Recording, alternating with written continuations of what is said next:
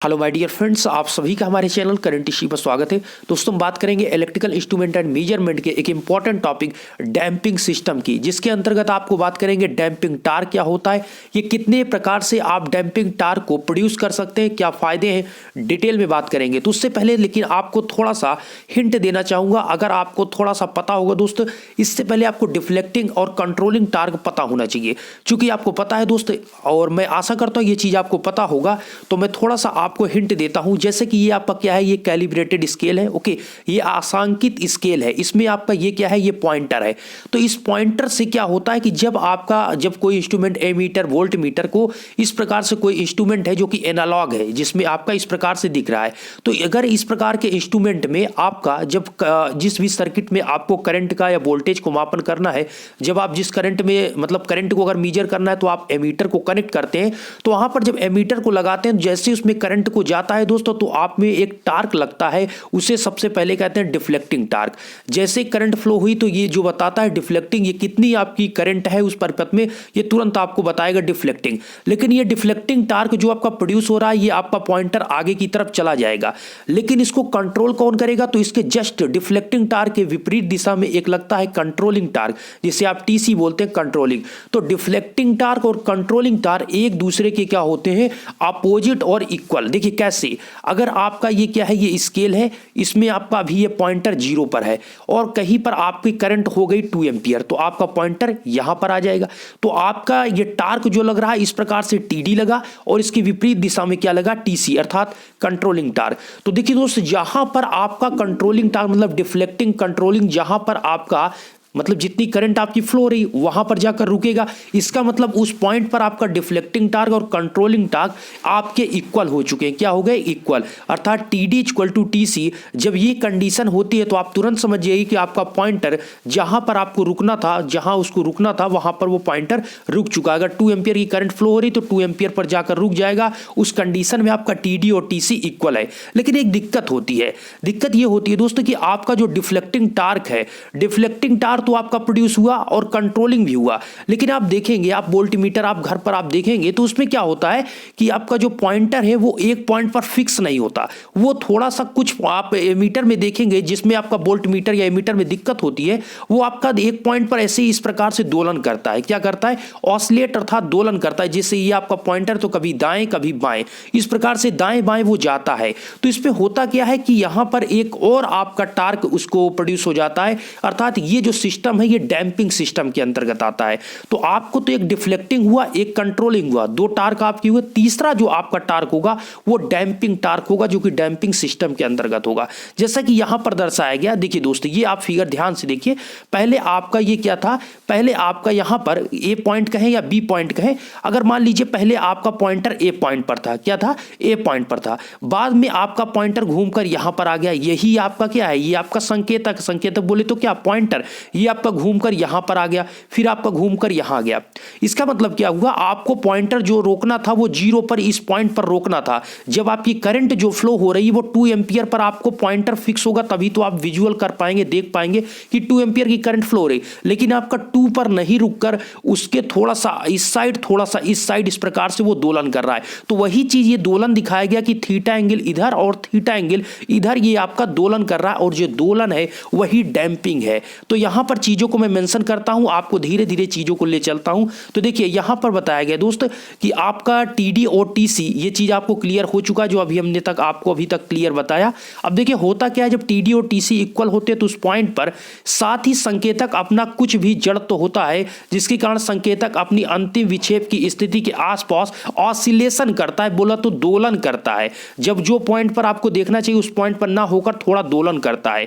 यही आपका अवमंदन बल इस प्रकार के दोलनों पर ब्रेक का कार्य करता है, जिसमें संकेतक शीघ्र ही विराम अवस्था में रुक जाए, ताकि मापी जाने वाली राशि का जो पाठ्यांक है आप शीघ्र लिया जा सके, अर्थात सही आप देख पाए, जिससे कोई एरर आपको। देखिए अगर पॉइंट पर वो 2 पॉइंट पर या 1 एम्पियर करंट हो रही, 1 पर फिक्स नहीं रहेगा, तो आप समझ नहीं पाएंगे कि 1.2 है, कभी आपको समझ में आएगा कि 1.2 एम्पियर फ्लो रही, कभी आपको समझ में आएगा कि ये आपका 0.9 एम्पियर, तो क्लियर आपको नहीं होगा। इसलिए आपको वहां पर अवमंदन नहीं होना चाहिए। तो इसके लिए वह प्रणाली जो उपयंत्र के चलतंत्र की शीघ्रता पूर्वक उसकी अंतिम स्थिति या अंतिम विक्षेपित स्थिति जहां पर उसको रुकना चाहिए उस स्थिति पर या संतुलित स्थिति पर रोक देता है, उसी को कहते हैं डैम्पिंग सिस्टम। और इससे डैम्पिंग सिस्टम के अंतर्गत जो टार्क प्रोड्यूस होता है, जो आपका इसको रोकने के लिए, देखिए रोकने के लिए क्या होगा, पहले फोर्स आएगा और फोर्स से आपका टार्क आएगा, तो जो टार्क रोकता है उसी को कहते हैं डैम्पिंग टार्क। क्या कहते हैं? डैम्पिंग। हिंदी में बोलते हैं दोस्त अवमंदन बल आघूर्ण। क्या बोलते हैं?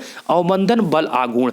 तो यह प्रणाली एक ऐसा बल आघूर्ण उत्पन्न करती है जो चलतंत्र के गति की हर दिशा में उसके विपरीत दिशा में कार्य करता हुआ उसको दोलन का रोकने का प्रयास करता है। इसका मतलब आपने समझा? इसका मतलब दोस्त ये हुआ कि आपका पॉइंटर अगर राइट जाता है तो इसके जो फोर्स इसको जो रोकने का प्रयास करेगा इसके विपरीत, अर्थात लेफ्ट की तरफ। अगर राइट की तरफ वो मूव किया तो लेफ्ट की तरफ वो आपका विपरीत फोर्स लगेगा रोकने के लिए। अगर वो आपका चूंकि वो दोलन कर रहा है तो कभी लेफ्ट जाएगा, कभी लेफ्ट, वो राइट जाएगा, कभी लेफ्ट जाएगा। तो राइट लेफ्ट करेगा तो अगर लेफ्ट में है, बाएं तरफ है तो दाएं तरफ आपका फोर्स लगेगा, और अगर वो आपका दाएं तरफ है तो बाएं की तरफ, और बाएं है तो दाएं तरफ, जस्ट विपरीत लगता है। अब आशा करते हैं ये चीज आप समझ चुके हैं। अगर आपका इस साइड इधर आपका दोलन कर रहा है तो फोर्स इसके विपरीत दिशा में, और इस साइड कर रहा है तो इसके इस साइड में फोर्स आपका लगेगा, जो कि आपका फोर्स जो होगा वो टार्क के बदलेगा, वही आपका होता है डिफ्लेक्टिंग टार्क। इसमें एक आपका इंपॉर्टेंट ये हो जाता है, ये क्या होता है? ये दोस्तों होता है डैम्पिंग कर्व। इसमें आपकी 3 कंडीशन बनती है, उसके बाद तुरंत आपको जस्ट ले चलेंगे कि इसको रोकने के नियम क्या है, ये भी आपको समझना। इसमें अगर हम फर्स्ट कंडीशन की बात करें तो पहला है आपका अंडर डैम्प्ड। इसका मतलब दोस्त है न्यून अवमंदन, दूसरा है अति अवमंदन बोले तो ओवर डैम्प्ड, और तीसरा है आपका क्रांतिक अवमंदन। अगर हम ओवरलीज की बात करें कि ये आपका कहना क्या चाह रहा है, यहां पर ये गैप क्या आपको दर्शा रहा है, तो देखिए दोस्त इस साइड में जो आपको इस साइड है ये आपका समय टी को दर्शा रहा है, और ये आपको जो दर्शा है थीटा, ये आपका डिफ्लेक्शन है। डिफ्लेक्शन का मतलब जो आपका जिस पॉइंट पर पॉइंटर को रुकना था, मतलब जैसे एग्जाम्पल के तौर हमने कहा कि अगर 2 एम्पियर की करंट फ्लो हो रही है तो 2 एम्पियर पर उसको रुकना था, लेकिन 2 एम्पियर पर ना होकर थीटा एंगल इस साइड और थीटा एंगल आपका इस साइड, अर्थात ये मान लीजिए ए पॉइंट है, ये आपका बी पॉइंट, ए और बी पॉइंट पर ये क्या कर रहा है? अवमंदन कर रहा है, दोलन इसका हो रहा है, ऑसिलेशन हो रहा है। तो उस थीटा को ही यहां पर दर्शाया गया है विक्षेप। ओके, तो यहां पर इसको रोकने के लिए आपको यहां पर बताया गया कि फर्स्ट कंडीशन की अगर हम बात करें तो अंडर डैम्प्ड है, मतलब न्यून अवमंदन। तो इस स्थिति में जो आपका संकेतक बोले तो पॉइंटर अपनी अंतिम विक्षेपित स्थिति के आसपास दोलन करता है और स्थिर होने में कुछ समय लगता है। इसका मतलब यह हुआ दोस्त कि जो आपका पॉइंटर जो आपका दोलन कर रहा है, जो आपका इस प्रकार से दोलन कर रहा है, वो आपका बहुत जल्द ही वो अपनी मतलब जो इसकी स्थिति होनी चाहिए, मतलब जैसे हमने एग्जांपल के तौर पर बताया 2 एम्पियर पर उसको रुकना चाहिए, तो 2 एम्पियर पर रुकना ही रुक जाएगा, बहुत जल्द रुक जाएगा। तो वो कंडीशन होगी तो अंडर डैम्प्ड होगा। इसका मतलब दोस्त हमने ये कहा कि इस स्थिति में संकेतक अपनी अंतिम विक्षेपित स्थिति के आसपास दोलन करता है, बहुत ज्यादा आपका ऑसिलेशन उसमें नहीं होता है। मतलब अगर ये पॉइंट है पॉइंटर का तो थोड़ा सा, मतलब बहुत ज्यादा नहीं, थोड़ा सा अवमंदन होगा, उसे कहेंगे न्यून। वैसे भी आप देख रहे हैं न्यून मतलब कम, तो अंडर डैम्प्ड होगा। और अंडर डैम्प्ड के लिए आपको यहां पर जो दर्शाया गया ये है अंडर डैम्प्ड के लिए, ये है आपका स्टेडी स्टेट। इसका मतलब क्या हुआ? स्टेडी डिफ्लेक्शन का मतलब यहां पर आपका क्या होगा, यहां पर आपका रुक जाएगा। अगर यहां पर रुक गया मतलब इसका जो डिफ्लेक्शन है इस पॉइंट पर आपका रुक जाता है, इस पॉइंट पर रुक जाता है। तो देखिए पहले अवमंदन आपका बहुत ज्यादा था, फिर धीरे धीरे जैसे कि आपका ये क्या है, ये पॉइंटर है और ये आपकी क्या है, स्केल है। तो पहले आपका ये पॉइंटर इस पर रुकना था, तो पहले इस पर था, मतलब कि कैसे, देखिए इस प्रकार से आपका पहले दोलन इस प्रकार से धीरे धीरे धीरे धीरे धीरे आपका इस प्रकार से कम हो जाएगा। तो वही चीज यहां पर अवमंदन पहले ज्यादा था, फिर धीरे धीरे कम होते होते आपका अवमंदन खत्म हो गया। तो इसमें क्या होगा, धीरे धीरे आपका यह अवमंदन खत्म हो जाएगा, चूंकि ये जो आपका अवमंदन है ये आपका न्यून अवमंदन है, अंडर डैम्प्ड है। ओके, नेक्स्ट आपका दोस्त दूसरा जो आपको कहा जा रहा है वो आपका क्या है, ये अति अवमंदन बोले तो ओवर डैम्प्ड। इस स्थिति में संकेतक अपनी स्थिर स्थिति प्राप्त करने के लिए दोलन नहीं करता, लेकिन उसे स्थिर स्थिति तक आने में समय लगता है। अर्थात दोस्तों यहां पर ऑसिलेट बहुत ज्यादा ये नहीं करता है, मतलब ये चीज आपसे कह रहा है इस स्थिति में संकेतक अपनी स्थिर स्थिति प्राप्त करने के लिए दोलन नहीं करता, लेकिन इसको जो आपकी फिक्स स्थान है, मतलब जहां पर इसको रुकना चाहिए पॉइंटर पर, उसको आने में समय लगता है। उसके लिए आपको बताना चाहिए कि ये है आपका ओवर डैम्प्ड। जैसे कि यहां पर देखिए, यहां पर तो आपका ऑसिलेशन इस प्रकार से हो रहा है, यहां पर क्या है कि आपका बहुत ज्यादा डिफरेंट है। इसमें देखिए, इसमें डिफरेंट बहुत ज्यादा है, ये आपका धीरे धीरे इसमें होगा, लेकिन देख रहे हैं टाइम कितना ज्यादा लग रहा है। ये आपको टी का ग्राफ दर्शाएगा तो धीरे धीरे आपको देखिए यहां पर टाइम इतना आपको पहुंचा, यहां पर आपको मतलब ये जो समय इतना था इतना आपको समय लग गया। तो टाइम क्या होगा कि आपको जो आपका अति अवबंधन है, ओवर डेप्थ है, उसमें टाइम आपको ज्यादा लगता है। देखिए कंपटीशन के लेवल में क्वेश्चन ये आपसे ज्यादा पूछे जाते हैं कि ओवर डेप्थ में ज्यादा टाइम लगता है या आपका अंडर डेप्थ में, तो ये चीजें पूछी जाती है। तो सिंपल सी बात है, अंडर डेप्थ में उसको रुकने में, अर्थात अंडर डेप्थ जो है उसको रुकने में आपको क्या लगता है, कम समय लगता है, वो जल्दी आपका रुक जाएगा। लेकिन उसमें अति अवबंधन ओवर डेप्थ में आपको क्या लगता है, उस स्थिति में लाने में आपको आने में समय लगेगा। ओके, चलिए नेक्स्ट पॉइंट आपका क्रांतिक बोले तो आपका क्रिटिकल डेप्थ क्या होता है, क्रांतिक अवबंधन। क्रांतिक का मतलब ये जो आप पॉइंट देख रहे हैं यहां पर, तो क्रांतिक में आपका कम समय लगता है। यहां पर आप देख सकते हैं, देखिए इस स्थिति में संकेतक बिना दोलन किए तेजी के साथ बहुत कम समय में अपनी स्थिर स्थिति जहां पर उसको रुकना चाहिए वहां पर वो रुक जाता है। इस स्थिति में उपयंत्र को डेड बीट कहा जाता है और उपयंत्रों में अवबंधन बल आघूर्ण की निम्न मेथड है। इसका तो हम आपको आगे बताने वाले हैं। इसका मतलब ये हुआ कि आपको ये ध्यान रखना है कि डेड बीट किसे कहते हैं दोस्त, रुद्ध दोलन तब होता है, ये क्रिटिकल डेप्थ में होता है, क्रांतिक अवबंधन में। तो क्रांतिक में क्या होता है कि इस प्रकार में क्या होता है, जो संकेतक होता है ये बिना दोलन किए, देखिए जो आपका सबसे पहला होता है न्यूड, उसमें तो आपका अगर ये पॉइंटर है तो इस प्रकार से ये दोलन करते करते इस प्रकार से आएगा। लेकिन जो आपका न्यूड जो आपका क्रिटिकल अवबंधन है इसमें आपको यहां पर बिना दोलन किए, बिना अवबंधन किए बहुत कम समय में ये आपका क्या होगा, स्थिति पे आ जाएगा, अपनी जिस स्थिर स्थिति में इसको रुकना है। तो यहां पर आप देख पाएंगे स्टडी डिफ्लेक्शन का मतलब ये स्टडी नहीं दोस्त, ये आपका जो है ये क्रिटिकल डेप्थ जिसे डेड बीट कहते हैं। तो स्टडी डिफ्लेक्शन का मतलब इसी पॉइंट पर रुकना है, पॉइंटर का यही आपका रुकने वाला पॉइंट यही है। तो यहां पर आप देखिए कितने कम समय में, यहां से यहां पर देखिए ये आपका समय है, और इसमें अगर आप बात करें ओवर डेप्थ की तो यहां तक कुछ को समय लगा, अर्थात यहां से यहां तक तो समय इसको ज्यादा लगा। ग्राफ आप समझ सकते हैं, ये आपको टी का दर्शाया गया, तो इसको यहां से यहां आने में ये ओवर डेप्थ का है, इसको ज्यादा समय लगेगा। आप ग्राफ को समझिए। ओके, और जो आपका क्रिटिकल है, क्रिटिकल को सबसे कम समय किसको लगता है, क्रिटिकल डेप्थ को लगता है, क्रिटिकल डेप्थ। तो आपसे ये क्वेश्चन बन सकता है कि न्यूड अवबंधन या फिर क्रिटिकल अवबंधन किसको सबसे कम समय लगता है, तो सबसे कम समय आप देख सकते हैं क्रिटिकल अवबंधन को सबसे कम समय लगता है, क्रिटिकल डेप्थ को। यहां पर ये पॉइंट पर रुक जाता है और समय आप देख सकते हैं यहां से यहां तक ही समय लगेगा। और अगर बात करें अंडर डेप्थ की बात करें तो इसको ऑसिलेट होते होते इसको भी यहां तक आपको समय लग गया। तो इस प्रकार से आप समझ सकते हैं कि चीजों को कहां तक आपको बताया गया कि 3 कंडीशन बनती है रुकने की भी, अवबंधन को रुकने की भी 3 कंडीशन है, न्यूड अवबंधन, अति और क्रांतिक।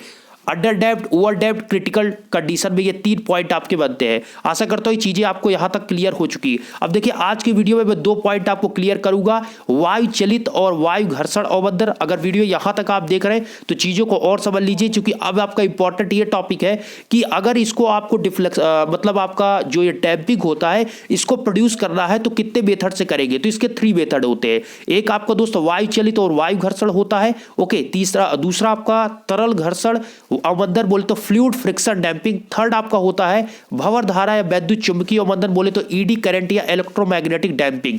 आज मैं बात करता हूं आपसे एयर और आपसे फिर बात करूंगा दोस्त लिक्विड की, अर्थात फ्लूइड फ्रिक्शन की। तो पहले हम बात कर लेते हैं इसके बारे में।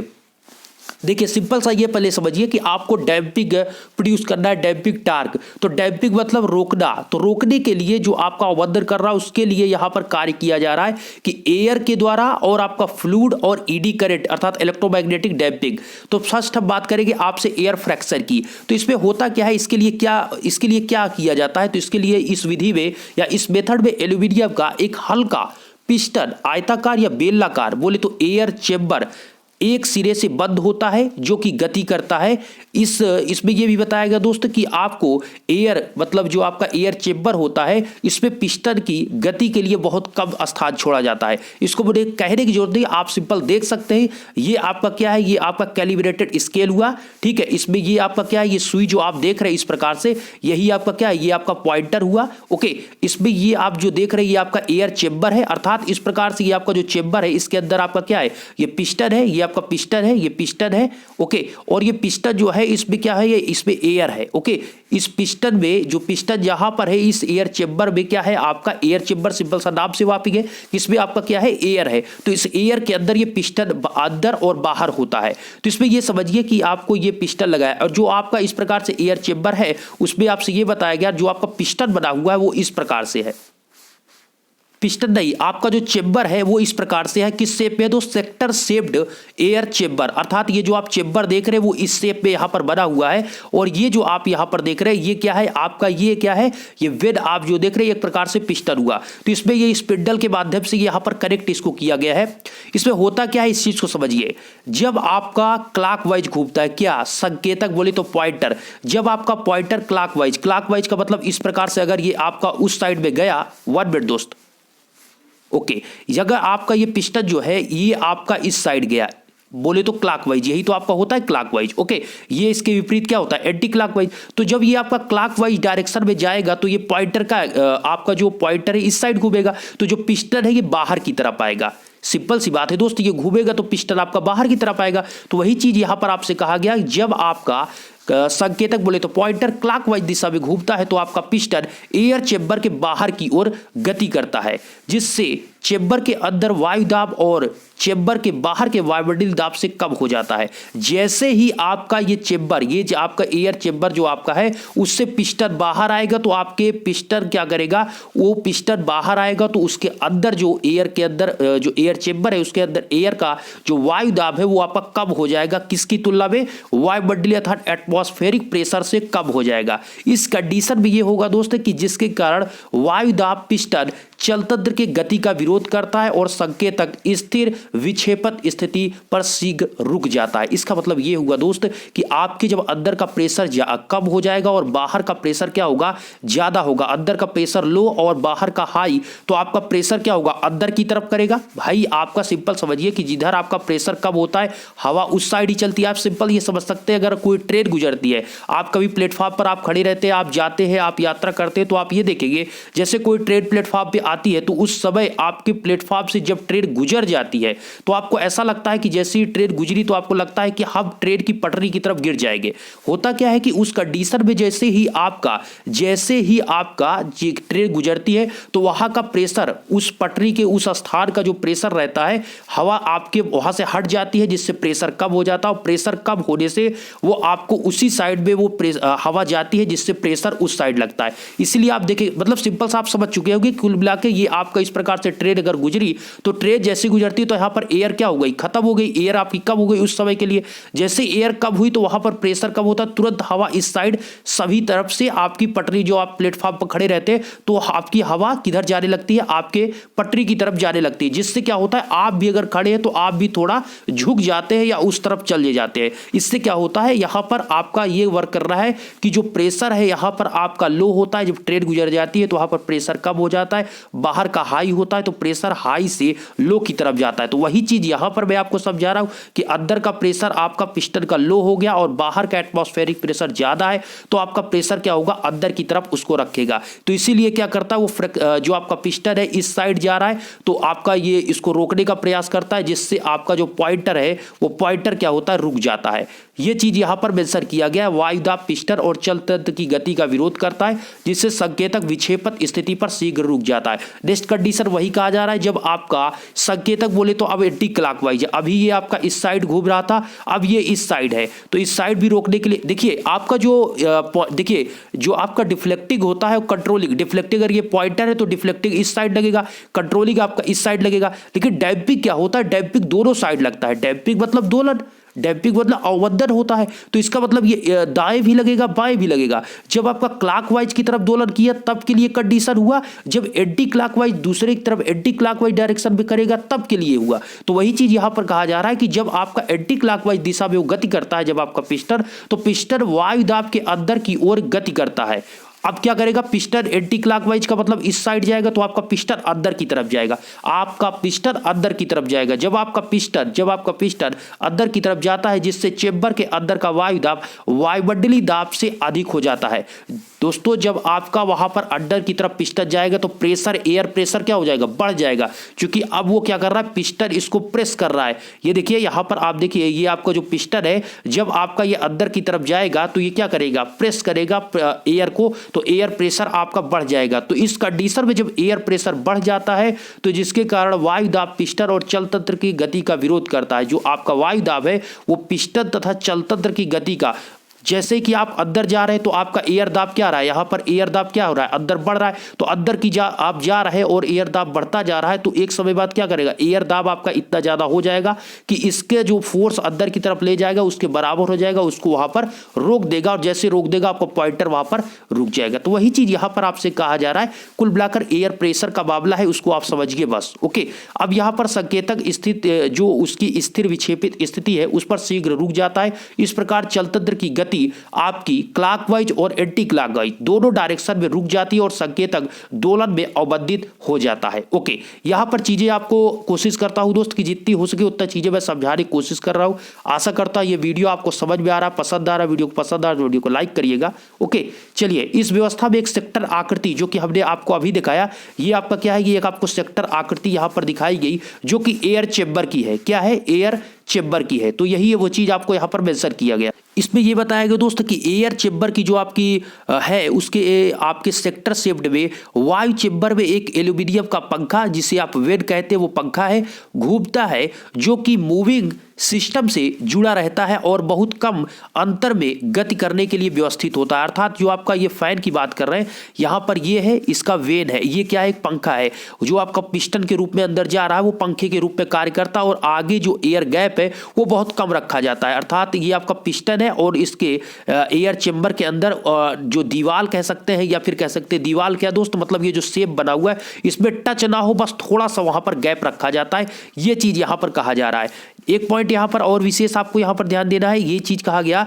कि जो आपका वायु घर्षण अवमंदन है, ये डैम्पिंग को प्राप्त करने के लिए बहुत सरल और सस्ती विधि है। अर्थात ये जो एयर फ्रिक्शन आपका डैम्पिंग होता है ये आपके अन्य डैम्पिंग की तुलना में सस्ता होता है, लेकिन इसमें सावधानी रखनी आवश्यक है, क्योंकि अगर आपकी जो पिस्टन है थोड़ा मुड़ी या झुकी रही तो इस कंडीशन में पिस्टन जो आपका है अगर थोड़ा भी मुड़ा या झुका रहा तो पिस्टन एयर चेंबर की दीवारों से टकरा जाएगी और जिसके कारण बहुत ही गंभीर त्रुटि आ जाएगी। तो यहां पर आप समझ सकते हैं, अगर आपका पिस्टन, अर्थात पिस्टन का मतलब आप समझ चुके हैं, जो आपकी पिस्टन है उस कंडीशन में अगर पिस्टन थोड़ा सा भी आपका मुड़ा रहा है या झुका है, इस कंडीशन में आपकी दीवार से जो आपका वेन बना हुआ है उससे क्या जाएगा, टकरा जाएगा, तो आपका वहां पर टकराने से उसमें एक सीरियस या फिर गंभीर त्रुटि आ सकती है। तो इसमें यह चीज आपको क्लियर हो चुका होगा कि आपका इसमें एक एयर फ्रिक्शन है, उसके अंतर्गत क्या है, उसमें एक पिस्टन है। पिस्टन क्या होता है कि अंदर बाहर जाता है, जब आपका क्लॉकवाइज घूमता है तो आपका पिस्टन बाहर की तरफ आता है, उस कंडीशन में उसके अंदर प्रेशर क्या हो जाता है कम, और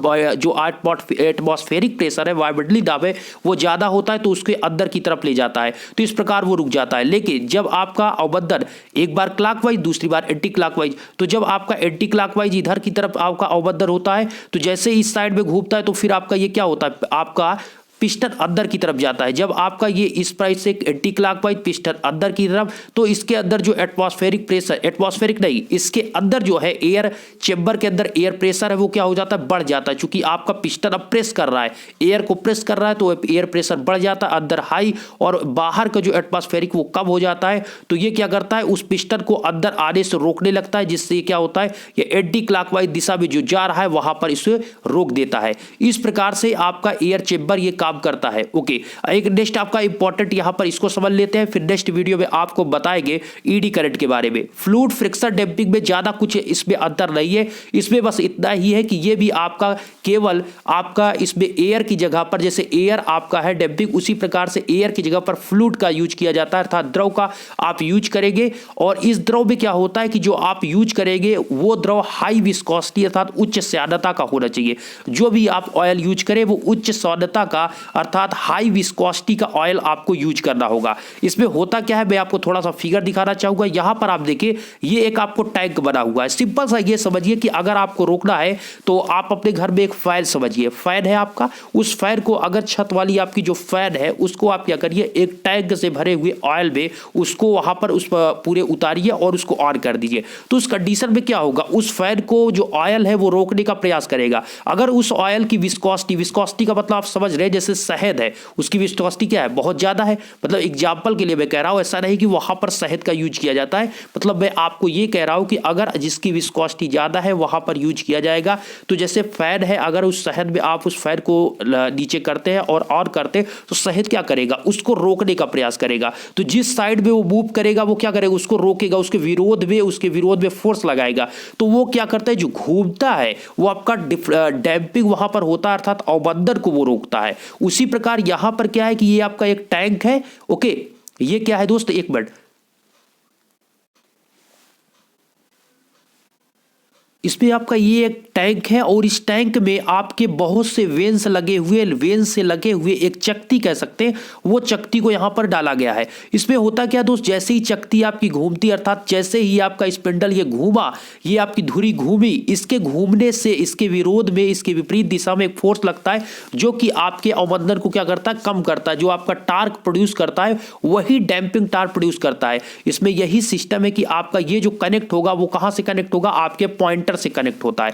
तो देखिए ये चीजें समझिए। और इस साइड में जो आप देख रहे हैं, इसको यहां पर इस बड़े लेवल में इसको बना दिया गया, अर्थात इसमें जो आपका वेंस है, इसमें एक से अधिक वेंस जब आप लगा देंगे तो इससे क्या होगा, एक से अधिक चकती या वेंस आप लगाने से उसमें ज्यादा आप टार्क को प्रोड्यूस कर पाएंगे। ओके, और जो आपका यहां पर ऑयल यूज करेंगे वो आपका हाई विस्कोसिटी का होना चाहिए, ये चीज यहां पर मेंशन है। देखिए वही चीज यहां पर आपसे दोस्त कहा गया है कि जब चलतंत्र घूमता है तब तेल से भरे पात्र में डूबी गोल चकती अथवा वेंस में तेल के अंदर घूमते हैं, जिससे एक घर्षण बल उत्पन्न होता है जो कि चलतंत्र की गति की विपरीत दिशा में कार्य करता है और उसकी गति को रोक देता है। इस बल आघूर्ण को अवमंदन बल आघूर्ण या तो डैम्पिंग टार्क कहते हैं। इस अवमंदन का प्रयोग वहां किया जाता है जहां बहुत ज्यादा अवमंदन बल अर्थात डैम्पिंग टार्क की या डैम्पिंग फोर्स की जहां सबसे ज्यादा जरूरत होती है, वहां पर फ्लूइड फ्रिक्शन डैम्पिंग का यूज करते हैं। और एक इंपॉर्टेंट यहां पर वही चीज हमने कहा कि इसे उच्च साध्यता का, अगर इसके अवमंदन को बढ़ाना है, इंक्रीज करना है, अवमंदन बल को, अवमंदन फोर्स को बढ़ाना है, तो इसके लिए हाई विस्कोसिटी उच्च साध्यता के ऑयल का यूज करना होगा। दूसरा पॉइंट अगर और इसका बढ़ाना है तो दूसरा पॉइंट यह है कि एक से अधिक चकती अर्थात एक से अधिक वेंस का यहां पर आपको प्रयोग करना होगा। जैसा कि आप यहां पर देख रहे हैं कि ये क्या है कि यहां पर 1 2 3 4, जैसे कि दोस्तों फैन है उसमें कितनी पत्तियां होती है, जो आप ऊपर पत्तियां देखते हैं उसमें 3 आपकी पत्तियां होती है। इसमें क्या है कि इसमें 4 पत्तियों का यूज किया गया। आप और भी पत्ती का यूज कर सकते हैं। कुल मिलाकर यहां पर इतना है कि एक से अधिक पत्ती का आप यूज या फिर चकती का यूज आप करेंगे तो उस कंडीशन में ज्यादा यहां पर आपको रुकावट होगी। रुकावट के कारण यहां पर आपको जो टार्क मिलेगा वो ज्यादा मिलेगा, और हाई विस्कोसिटी का रहेगा तो वो भी आपको रुकावट ज्यादा उत्पन्न करेगा। तो ये आपका एक टैंक हुआ, और जो आपका ये स्पिंडल कह सकते हैं या धुरी कह सकते हैं, ये जो जुड़ा हुआ है ये आपके किससे जुड़ा होता है, ये डायरेक्टली आपके किससे जुड़ा होता है, ये पॉइंटर से, और पॉइंटर आपका स्केल पर दर्शाता है और ये इसको रोकने का प्रयास करता है। तो इसमें क्या होता है, 3 चीज आपको यहां पर देखने को आज की इस वीडियो में हमने बताया कि एक तो आपका होता है डिफ्लेक्टिंग, एक होता है आपका कंट्रोलिंग, तीसरा होता है आपका डैम्पिंग। आज की वीडियो में हमने डैम्पिंग के बारे में डिटेल में चीजें को बताने की कोशिश की। आशा करता हूं ये वीडियो आपको पसंद आए। नेक्स्ट वीडियो में ईडी करंट लॉसेस या फिर इलेक्ट्रोमैग्नेटिक डैम्पिंग के बारे में डिटेल से बात करेंगे। अगर वीडियो यहां तक आपने देखा तो कमेंट में जय हिंद आप जरूर लिखें। धन्यवाद।